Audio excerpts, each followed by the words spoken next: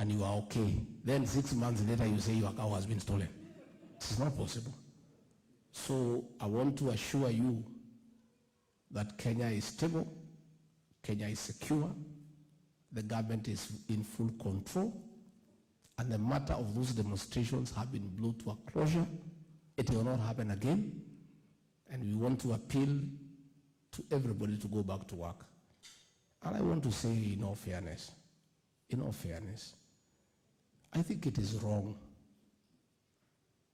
for you to ask other people's children to go and fight the police in the streets and get killed, when your own children, you have sent them to the East African Legislative Assembly to go and legislate.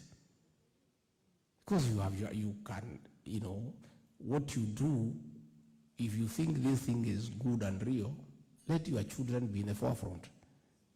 But you cannot use the children of poor people to throw stones, to fight policemen, to loot, to destroy property, to get killed, to get harmed, yet your own children are not there. And in all fairness, I've heard others saying that back home, we are okay. We are good.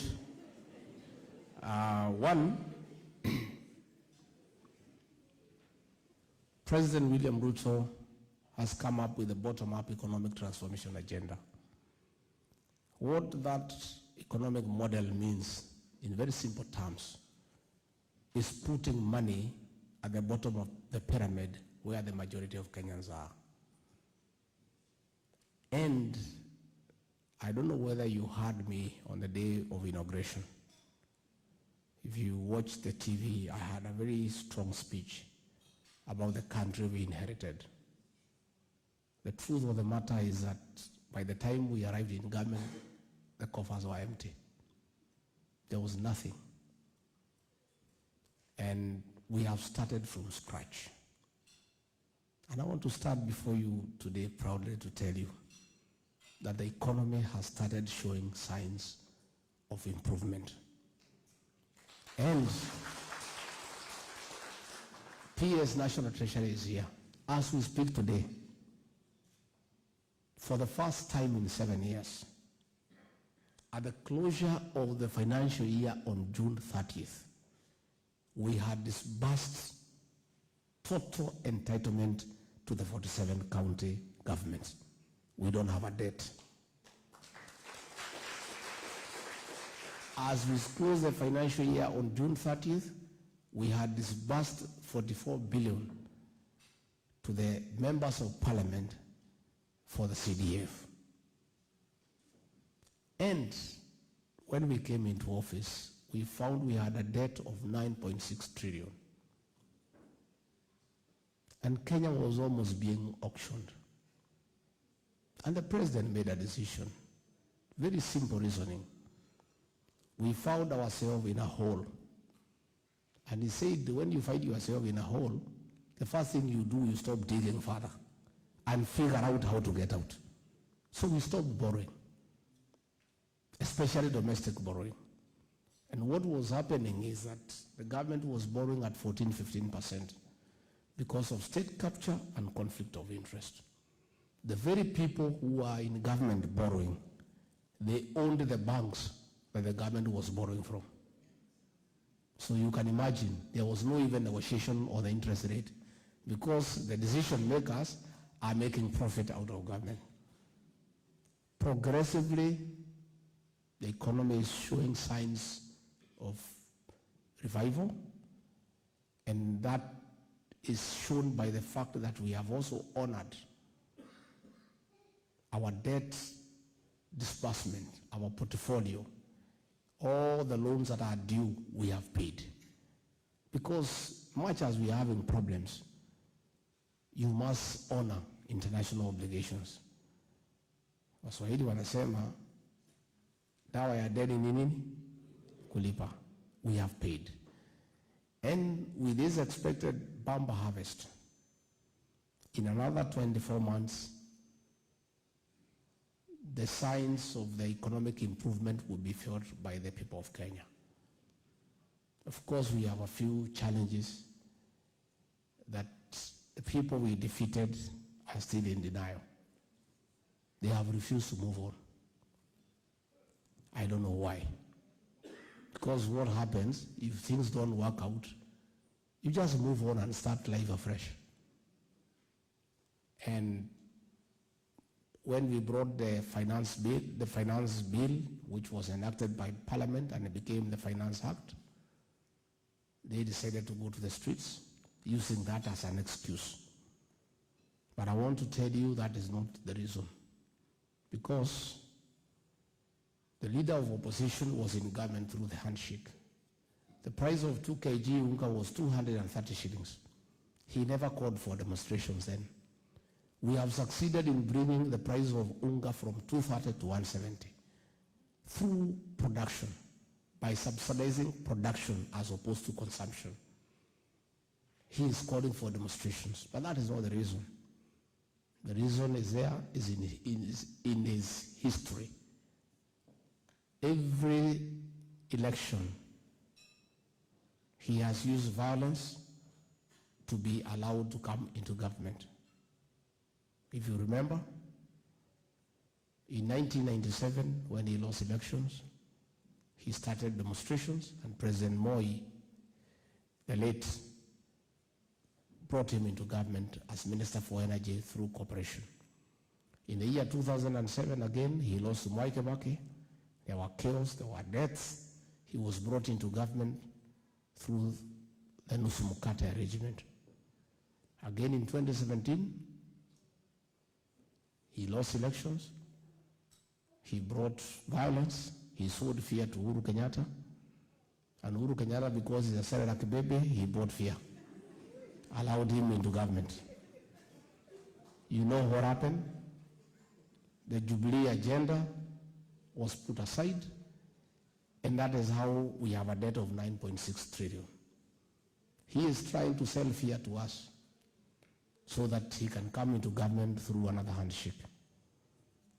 I want to tell you here today that that is not possible, because that is giving into blackmail. If you read the penal code, Cap 63, blackmail is an offense. It is a crime. So sitting with somebody who is blackmailing you is partaking the crime. So those church leaders who are telling us to sit with that man so that he can cool down are asking us to commit a crime. President William and I are not willing to commit a crime. So there will be no handshake. There will be no arrangement. We ask him to take his rightful role as a leader of opposition and hold us to account and oversight us and criticize us for good governance, because that is what the Constitution provides. And that is why we had allowed these demonstrations to go on, because the Constitution allows the right to picket, to demonstrate, and all that. But Article 37 says those demonstrations must be peaceful and the participants must be unarmed. What we have seen is violence, is chaos, and the country was almost burning. So we made a decision that that character has never done a peaceful demonstration. And any demonstration he does will end up in chaos and violence. So we have said it will not happen. And in those 3 days, that matter was dealt with conclusively. They had called for one for Wednesday. I have told they have been postponed. They have postponed. There is no postponement. You cannot postpone something that will not happen. It's just trying to please his supporters. So I want to assure you that there is no political problem in Kenya at all. The people on the 9th of August made a decision, and the will of the people prevailed. The losers went to the Supreme Court as per the Constitution, and they were told they have no case. And they moved on, they didn't have a problem. They only came to say there is a problem 6 months later. Somebody cannot steal your cow and you find it is not there, and you are okay, then 6 months later you say your cow has been stolen. It's not possible. So I want to assure you that Kenya is stable, Kenya is secure, the government is in full control, and the matter of those demonstrations have been brought to a closure. It will not happen again, and we want to appeal to everybody to go back to work. And I want to say in all fairness, I think it is wrong for you to ask other people's children to go and fight the police in the streets and get killed, when your own children, you have sent them to the East African Legislative Assembly to go and legislate. Because you can, what you do, if you think this thing is good and real, let your children be in the forefront. But you cannot use the children of poor people to throw stones, to fight policemen, to loot, to destroy property, to get killed, to get harmed, yet your own children are not there. And in all fairness, I've heard others saying that their work now is to protect their family and their children, and it is good. Everybody should protect his family and his children. But who will protect the children of the poor people? That is what the president must do.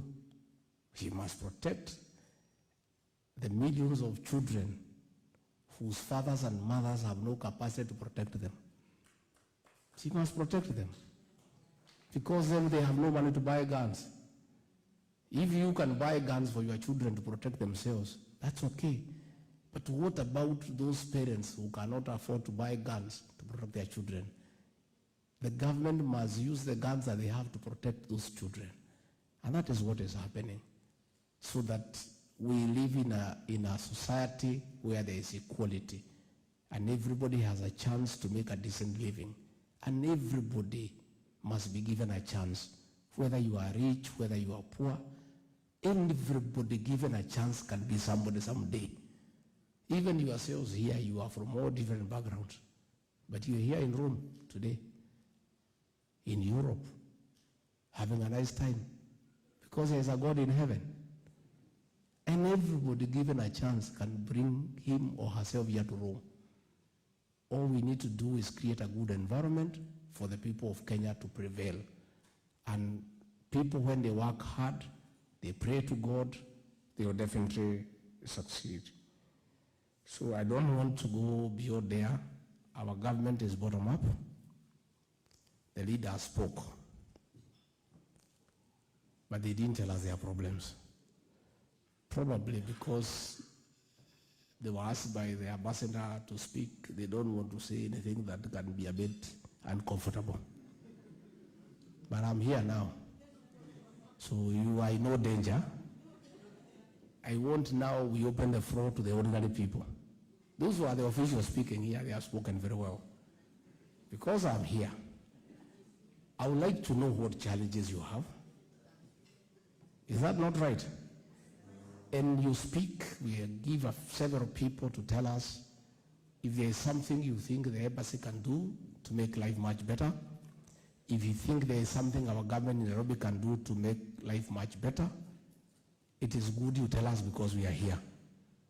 And since I don't come here every day, take advantage that I'm here and tell us. And tell us, what is it you think our mission here in Rome can do to make your life better? What is it that you think we can do in Nairobi to make your life better? Are you having some challenges that you think the government can intervene and solve them for you? Because if I don't do that, this engagement would not be meaningful. Because I also need to hear all the good things you tell us so that we continue doing them. Where you think we need to do things differently, you tell us, so that we are able to make those changes. With those very many remarks, let me introduce my delegation. This is Ezekiel Machogu.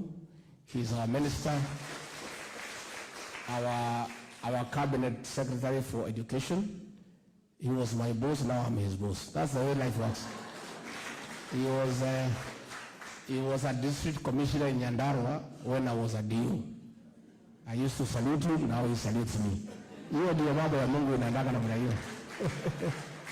We have our governor, Bwana Sang, the governor of Nandi. He is doing the second term.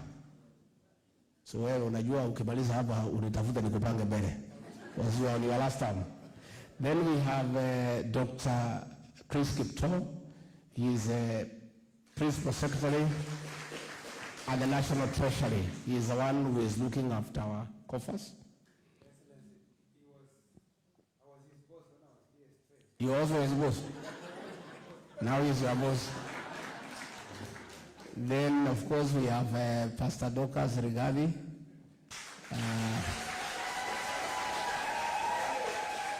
The mother of my children.